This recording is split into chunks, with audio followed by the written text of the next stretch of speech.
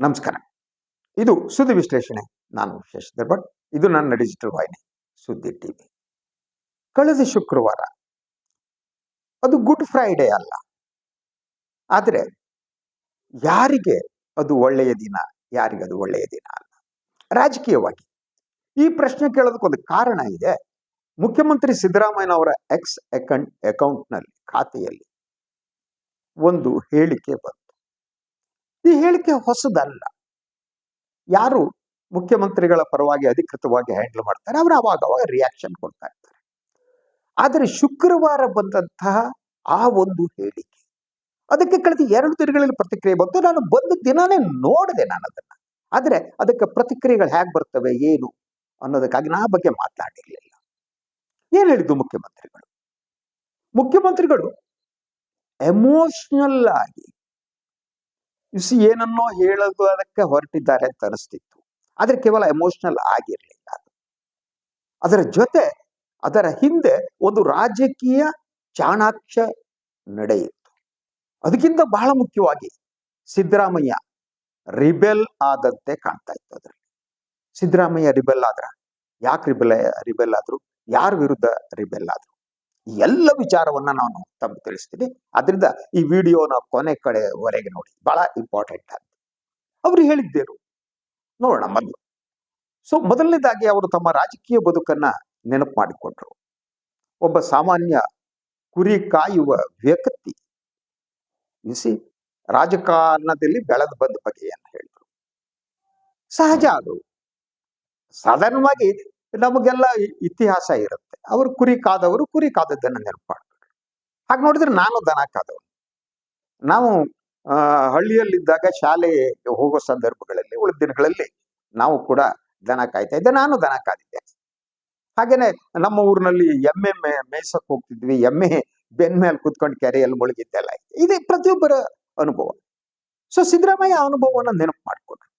ಅದಾದ್ಮೇಲೆ ಅವರು ತಮ್ಮ ರಾಜಕೀಯ ಬದುಕಿನಲ್ಲಿ ತಮ್ಮ ವಿರುದ್ಧ ನಡೆದಿದೆ ಎನ್ನಲಾದಂತ ಷಡ್ಯಂತರದ ವಿಚಾರವನ್ನು ಪ್ರಸ್ತಾಪ ಮಾಡಿದ್ರು. ತಮ್ಮನ್ನ ರಾಜಕೀಯವಾಗಿ ಮುಗಿಸುವುದಕ್ಕೆ ಯತ್ನಗಳು ನಡೀತಾ ಇದೆ ಅನ್ನೋ ಮಾತನ್ನು ಹೇಳಿದ್ರು. ಯತ್ನಗಳು ನಡೆದಿವೆ ಅಂತಂದ್ರು. ಯಾರ ಕಡೆಗೋ ಬೆಟ್ಟು ತೋರಿಸಿದ್ರು. ಇಡೀ ಆ ಹೇಳಿಕೆಯಲ್ಲಿ ಅಲ್ಟಿಮೇಟ್ಲಿ ನನ್ನ ಉಸಿರಿರುವವರೆಗೆ ಹೋರಾಟ ಮಾಡ್ತೀನಿ. What does it mean? ಇದರ ಅರ್ಥ ಏನು? ಯಾಕೆ ಮುಖ್ಯಮಂತ್ರಿಗಳು ಹೇಳಿದ್ರು? ಈ ರಿಬೆಲ್ ಆಗಿರುವ ಮುಖ್ಯಮಂತ್ರಿ ಇಡೀ ಹೇಳಿಕೆಯ ರಿಬೆಲ್ ಕಾಣುತ್ತೆ. ಅದರಲ್ಲಿ ತಮ್ಮ ಜಾತಿಯನ್ನ ಬಳಸ್ಕೊಂಡಿದ್ದು ಅದು ಚಾಣಕ್ಯ ನಡೆ ಕೂಡ.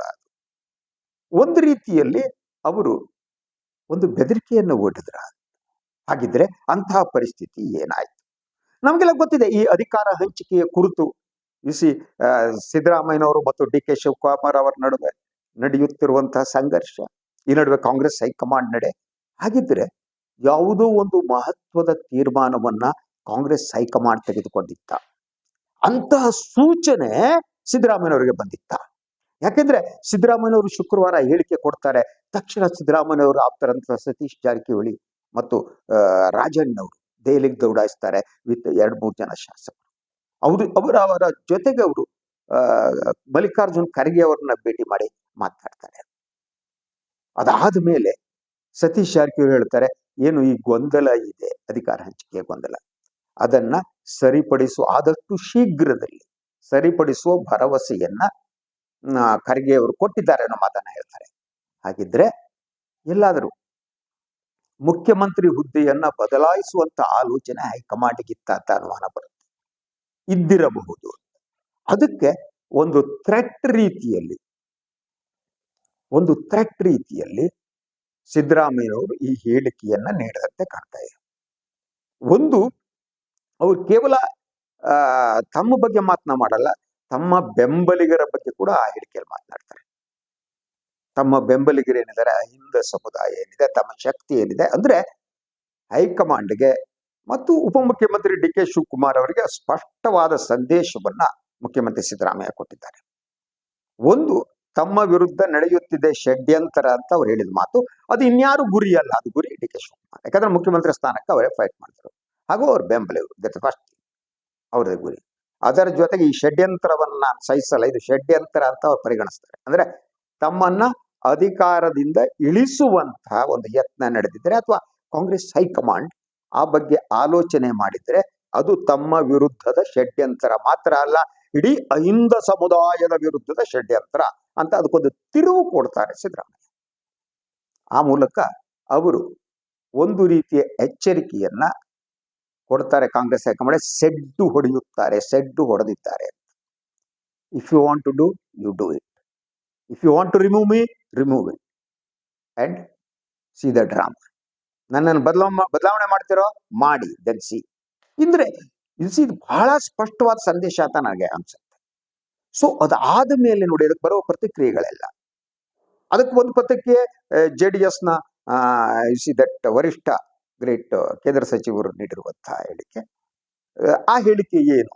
ಕುಮಾರಸ್ವಾಮಿ ಅವರು, ಇವರು ಅಧಿಕಾರ ಬಿಡುವುದಕ್ಕೆ ಮನಸ್ಸಿಲ್ಲ, ಆದ್ರಿಂದ ಅಧಿಕಾರವನ್ನ ಬಿಡಿ ಅಂತ ಕಾಂಗ್ರೆಸ್ ಹೈಕಮಾಂಡ್ ಹೇಳ್ತಾ ಇರ್ಬೋದು, ಆದ್ರಿಂದ ಇವರು ಸೆಡ್ ಹೊಡೆದಾರ ಅನ್ನೋ ಮಾತನ್ನ ಕುಮಾರಸ್ವಾಮಿ ಹೇಳ್ತಾರೆ. ಇದು ಸತ್ಯಕ್ಕೆ ಬಹಳ ಮಟ್ಟಿಗೆ ಹತ್ತಿರ ಅಂತ. ಸೊ ಇದಾದ ಮೇಲೆ ನೀವು ಪ್ರಿಯಾಂಕ್ ಖರ್ಗೆ ಅವರ ಸ್ಟೇಟ್ಮೆಂಟ್ ಅನ್ನು ಕಳಿಸಿ. ಪ್ರಿಯಾಂಕ್ ಖರ್ಗೆ ಅವರ ಸ್ಟೇಟ್ಮೆಂಟ್ ಬಹಳ ಮುಖ್ಯ ಯಾಕಾಗುತ್ತೆ ಅಂತಂದ್ರೆ, ಅವರು ಮಲ್ಲಿಕಾರ್ಜುನ ಖರ್ಗೆ ಅವರ ಮಗ ಮತ್ತು is close to D K Shivakumar. So ಅದರಿಂದ ಅವರ ಹೇಳಿಕೆ ಏನಿದೆ, ಸೊ ಯಾರು ಕೂಡ ದಟ್ ಮುಖ್ಯಮಂತ್ರಿಗಳನ್ನ ಪ್ರಶ್ನೆ ಮಾಡಿಲ್ಲ, ಅದು ಇದು ಅಂತ ಹೇಳ್ತಾ ಹೋಗ್ತಾರೆ.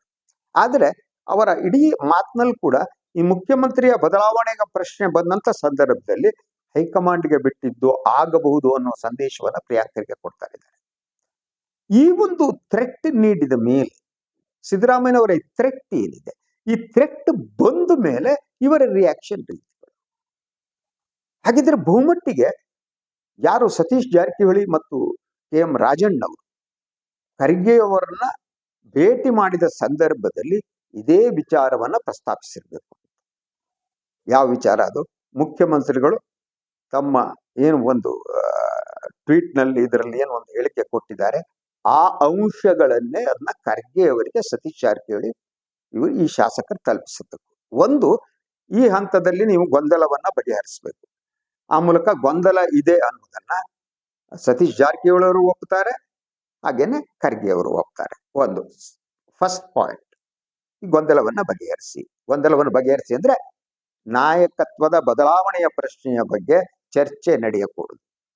ಅದಕ್ಕೆ ಖರ್ಗೆ ಅವರು ಆದಷ್ಟು ಶೀಘ್ರ ಅಂತ ನಾನು ನಂಬಲ್ಲ. ಈ ಆದಷ್ಟು ಶೀಘ್ರ ಅನ್ನೋ ಮಾತ್ರ ಕಳೆದ ಕೆಲವು ತಿಂಗಳುಗಳಿಂದ ಕಾಂಗ್ರೆಸ್ ಹೈಕಮಾಂಡ್ ಹೇಳ್ತಾ ಇದೆ. ಶೀಘ್ರ ಅಂದ್ರೆ ಯಾವಾಗ ಗೊತ್ತಿಲ್ಲ, ಅದಕ್ಕೆ ವ್ಯಾಖ್ಯೆ ಇಲ್ಲ. What ever it may be. So ಆಯ್ತಾ, ದಟ್ ಸೆಕೆಂಡ್ ಥಿಂಗ್. ಏನು ಮುಖ್ಯಮಂತ್ರಿಗಳು ಹೇಳಿದ್ದಾರೆ, ನೀವೇನಾದರೂ ಈ ಸಂದರ್ಭದಲ್ಲಿ ಮುಖ್ಯಮಂತ್ರಿ ಬದಲಾವಣೆಯನ್ನ ಮುಂದಾದರೆ ಅದಕ್ಕೆ ಉಂಟಾಗಬಹುದಾದ ಪರಿಣಾಮ ಏನು ಅನ್ನೋದನ್ನು ಕೂಡ ಸತೀಶ್ ಜಾರಕಿಹೊಳಿ ಮತ್ತು ರಾಜಣ್ಣ ಖರ್ಗೆ ಅವರಿಗೆ ವಿವರಿಸಿದಂತೆ ಕಾಣುತ್ತೆ.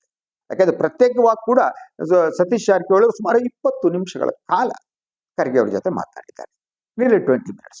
ಸೊ ಅದರಿಂದ ಈ ಪರಿಣಾಮದ ಬಗ್ಗೆ ಅವರು ತಿಳಿಸಿರ್ಬೇಕು. ಒಂದು, ಸಿದ್ದರಾಮಯ್ಯ ಅವ್ರು ಇನ್ನೊಂದು ಮಾತು ಹೇಳ್ತಾರೆ, ನಾನೆಲ್ಲ ಬಿಟ್ಟು ಓಡಿ ಹೋಗುವ ಮನುಷ್ಯ ಅಲ್ಲ. ಇದು ಬಹಳ ಸ್ಪಷ್ಟವಾಗಿ ಅವರು ಅಖಾಡಕ್ಕೆ ಇಳಿದಿರುವುದನ್ನ ತೋರಿಸುತ್ತೆ. ನಾನು ಓಡಿ ಹೋಗಲಾರೆ ಅಂದ್ರೆ ನಾನು ಫೈಟ್ ಮಾಡ್ತೀನಿ. ಯಾರ ವಿರುದ್ಧ ಫೈಟ್ ಮಾಡ್ತೀರಿ? ಬಿಜೆಪಿ RSS ವಿರುದ್ಧ ಫೈಟ್ ಮಾಡೋದು ಒಂದು ಮಾಡ್ತಾನೆ ಇದ್ದಾರೆ, ಅದನ್ನ ಹೇಳ್ಬೇಕಾಗಿಲ್ಲ ಅಲ್ವಾ? ಅವರು ನಾನು ಓಡಿ ಹೋಗಲ್ಲ, ನಾನು ಫೈಟ್ ಮಾಡ್ತೀನಿ ಅಂತ ಹೇಳ್ತಾ ಇರೋದು. ನನ್ನನ್ನ ಬದಲಿಸುವುದಕ್ಕೆ ನೀವು ಮುಂದಾದ್ರೆ ನಿಮ್ ವಿರುದ್ಧ ಫೈಟ್ ಮಾಡ್ತೀನಿ. ಅದು DK ಶಿವಕುಮಾರ್ ವಿರುದ್ಧ ಫೈಟು, ಕಾಂಗ್ರೆಸ್ ಹೈಕಮಾಂಡದ ವಿರುದ್ಧ ಫೈಟ್. ಸೊ ಸಿದ್ದರಾಮಯ್ಯನವರು ಹೋರಾಟ ಮಾಡುವ ಪ್ರಶ್ನೆ ಬಂದಾಗ ಹೋರಾಟದಿಂದ ಹಿಂದಕ್ಕೆ ಯಾವತ್ತೂ ಹೋಗಿಲ್ಲ. JDS ಅದರಿಂದನೇ ನೋಡಿ ಕುಮಾರಸ್ವಾಮಿ JDS ನೆನಪಿಸ್ತಾರೆ. ನಮ್ಮ ಪಕ್ಷದಲ್ಲಿ ಇದ್ದಂತ ಸಂದರ್ಭದಲ್ಲೂ ಕೂಡ ಅವರು ಹೀಗೆ ಮಾಡಿದ್ರು ಅನ್ನೋ ಮಾತನ್ನ ದಟ್ ಕುಮಾರಸ್ವಾಮಿ ಹೇಳ್ತಾರೆ. ಅಂದ್ರೆ ಅವರು ಯಾವತ್ತೂ ಕೂಡ ಯಾವುದೇ ಹೈಕಮಾಂಡ್ ವಿರುದ್ಧ ಫೈಟ್ ಮಾಡುವುದಕ್ಕೆ, ಹೋರಾಟ ಮಾಡುವುದಕ್ಕೆ ಹಿಂಜರಿದವರಲ್ಲ. ಆದ್ರಿಂದ ಇದರಲ್ಲಿ ನಾನು ಎರಡು ರೀತಿ ಹೇಳ್ತೀನಿ. ಇದು ಈ ಹೇಳಿಕೆ ಏನಿದೆ, ಇದು ತಮ್ಮ ಬದಲಾವಣೆಯ ವಿರುದ್ಧ ಮುಖ್ಯಮಂತ್ರಿಗಳು ತೆಗೆದುಕೊಂಡ ಒಂದು ರೀತಿಯ ಆಂಟಿಸಿಪೇಟರಿ ಬೇಲ್, ಅದೊಂದು ರೀತಿ ನಿರೀಕ್ಷಣಾ ಜಾಮೀನು ಇದ್ದಂತೆ. ಆಯ್ತಾ, ನನ್ ಟಚ್ ಮಾಡೋದಕ್ಕೆ ಬರಬೇಡಿ, ಹುಷಾರಿ. That is the first thing. Second thing, ನಾನು ಎಕ್ಸ್ಟ್ರೀಮ್ ಸ್ಟೆಪ್ ಕೂಡ ತೆಗೆದುಕೊಳ್ಳೋದಕ್ಕೆ ಸಿದ್ಧ ಇದ್ದೀನಿ. ನಾನು ಬಿಟ್ಟೋಗಲ್ಲ, ನಾನು ಅಧಿಕಾರವನ್ನ ಬಿಟ್ಟು ಕೊಡುವ ಪ್ರಶ್ನೆ ಇಲ್ಲ. ಅದ್ರ ಜೊತೆಗೆ ಇವತ್ತು ಇನ್ನೊಂದಿಷ್ಟು ಮಾತನಾಡ್ತಾರೆ ಅವರು. ಈಸ್ ಎಷ್ಟು systematically is playing his game ಸಿದ್ದರಾಮಯ್ಯನವರು ನೋಡಿ. ಇವತ್ತು ಇನ್ನೊಂದು ಸ್ಟೇಟ್ಮೆಂಟ್ ಕೊಟ್ಟಿದ್ದಾರೆ, ಅವ್ರು ಹೇಳಿದ್ದಾರೆ. ಅದೇನು, ದಲಿತ ಮುಖ್ಯಮಂತ್ರಿ ಬಗ್ಗೆ ಮಾತನಾಡ್ತಾರೆ. ಸೊ ಏನು, ಕಾಂಗ್ರೆಸ್ ಪಕ್ಷ ಮಾತ್ರ ಒಕ್ಕಲಿಗರ ರಾಜಕೀಯ ಶಕ್ತಿಯನ್ನು ಕೊಟ್ಟಿದೆ, ದಲಿತರಿಗೆ ರಾಜಕೀಯ ಶಕ್ತಿಯನ್ನು ಕೊಟ್ಟಿದೆ ಅಂತ ಮಾತಾಡ್ತಾರೆ. ಅದ್ರ ಜೊತೆಗೆ ಈ ಜಾತಿಯ ಜೊತೆಗೆ ಅರ್ಹತೆ ಕೂಡ ಇರಬೇಕು ಅಂತಾರೆ ಸಿದ್ದರಾಮಯ್ಯ. ಅದರ ಅರ್ಥ ಏನು? ಈಗ ಮುಖ್ಯಮಂತ್ರಿ ಸ್ಥಾನಕ್ಕೆ ಯಾರು ಫೈಟ್ ಮಾಡ್ತಿದ್ದಾರೆ, ಸನ್ಮಾನ್ಯ ಡಿ ಕೆ ಶಿವಕುಮಾರ್ ಅವರು, ಅವರಿಗೆ ಅರ್ಹತೆ ಇಲ್ಲ ಅನ್ನುವ ಅರ್ಥದಲ್ಲಿ ಸಿದ್ದರಾಮಯ್ಯ ಹೇಳಿದಂತೆ ಕಾಣ್ತಾ ಇದೆ. ಅದರ ಜೊತೆಗೆ ದಲಿತರನ್ನು ಯಾರು ಮುಖ್ಯಮಂತ್ರಿ ಮಾಡೋದಿದ್ರೆ ಕಾಂಗ್ರೆಸ್ ಮಾತ್ರ ಮಾಡುವ ಸಾಧ್ಯ ಅಂತ ಹೇಳುವ ಮೂಲಕ ದಲಿತ ಕಾರ್ಡ್ ಅನ್ನ ಅವರಿಲ್ಲಿ ಬಳಸಿದ್ದಾರೆ ಇವತ್ತು. ಅಂದ್ರೆ ನೀವು ನನ್ನನ್ನ ಮಾಡೋದು ಕಷ್ಟ, ನಾ ಸುಮ್ಮನೆ ಇರಲ್ಲ ಅನ್ನೋದು ಒಂದು. ಎರಡನೇದಾಗಿ ಡಿ ಕೆ ಶಿವಕುಮಾರ್ ಮುಖ್ಯಮಂತ್ರಿ ಮಾಡೋದಕ್ಕೆ ನಾನು ಬಿಟ್ಕೊಡಲ್ಲ. ಸೆಕೆಂಡು ಅರ್ಹತೆ ಪ್ರಶ್ನೆ ಮಾತಾಡ್ತಾರೆ. Third one, Dalit card move ಮಾಡ್ತಾರೆ. ನೀವು ಯಾವ್ದೋ ದಲಿತರನ್ನ ಮುಖ್ಯಮಂತ್ರಿ ಮಾಡಿದ್ರೆ I am ready to accept, otherwise no. So ಅದರಿಂದ ಈ ಕಾಂಗ್ರೆಸ್ ಹೈಕಮಾಂಡ್ ಈ ಸಿಚುವೇಶನ್ ನಲ್ಲಿ ಬಹಳ ಸೀರಿಯಸ್ ಆದ ಸ್ಥಿತಿ ಸಿಕ್ಕಾಕೊಂಡಿದೆ. ಒಂಥರ ಗಂಭೀರ ಪರಿಸ್ಥಿತಿ, ICUದಲ್ಲಿದ್ದ ಸ್ಥಿತಿ ಕಾಂಗ್ರೆಸ್ ಪಕ್ಷಕ್ಕೆ ವರಿಷ್ಠರಿಗೆ ಬಂದಿದೆ. It is not so easy to sort it out. ಸುಲಭ ಅಲ್ಲ. ಯಾರೋ ಡಿ ಕೆ ಶಿವಕುಮಾರ್ ಹಿಂದಿರುವಂತ ಯಾರೋ ಇಕ್ಬಾಲ್ ಹುಸೇನ್ ಇಂದಾಗಿ 24-25 ಹಂಗಾಗ ಲಕ್ಷಣ ಕಾಣ್ತಾ ಇಲ್ಲ. It's very big threat Siddaramaiah ಕೊಟ್ಬಿಟ್ಟಿದ್ದಾರೆ, ಬಹಳ ಮಾತುಂದು. ಸೊ ಆದ್ರಿಂದ ಕಾಂಗ್ರೆಸ್ ಹೈಕಮಾಂಡ್ ಬಹಳ ಕಷ್ಟ ಇದೆ. ಏನ್ ತೀರ್ಮಾನ ತಗೊಳುತ್ತೆ, ಏನಾಗುತ್ತೆ ನೋಡೋಣ. ಇದಕ್ಕೆ ಯಾವ ರೀತಿ ಪ್ರತಿಕ್ರಿಯೆಯನ್ನ ಡಿ ಕೆ ಶಿವಕುಮಾರ್ ಕೊಡ್ತಾರೆ ನೋಡೋಣ. ನಾನು ಮಾತನಾಡುವವರೆಗೆ ಅವ್ರ ಪ್ರತಿಕ್ರಿಯೆ ತಿಳಿದು ಬಂದಿರಲಿಲ್ಲ.